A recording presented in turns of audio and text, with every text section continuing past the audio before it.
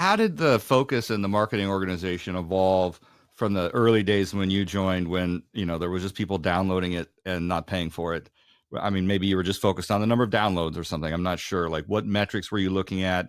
And then as the company got bigger and more mature, like, what kinds of things did you start caring about more than just downloads and, I don't know, meetup attendees or something? Yeah, early on, absolutely. Meetup attendees, number of meetups, growth of the community, number of downloads, cumulative downloads, unique downloads. Then we were looking early on at like number of just call it kind of MQL. QL for us was somebody who had expressed intent and they probably had watched, a getting started to Elasticsearch webinar. And those were like some of the early kind of mechanics of kind of lead gen. Of course, you're looking at website visitors and you're looking at kind of the movement of all this into kind of the sales funnel. But it was like, how many MQLs are we passing over to sales? How many of those folks are they qualifying? And then you're seeing the kind of this funnel go down. And then how many folks are then converting into paid customers? Actually, not just products we sell, but the use cases and solutions that are going to solve very specific problems that customers have. So then you start to then look at, okay, what are the content materials and programs you can do to say position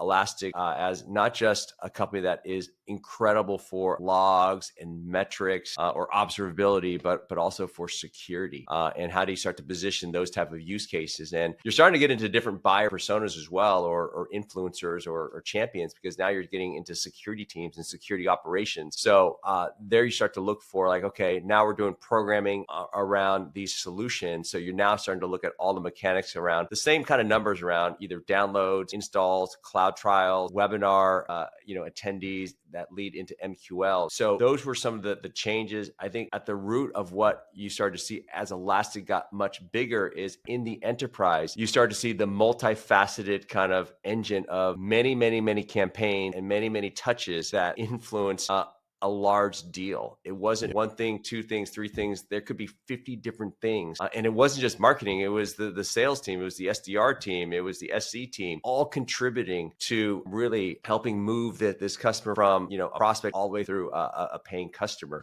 So that's just kind of at scale, which you started to see, at Elastic as it just moved into kind of more products, more solutions, and then upstream in the enterprise.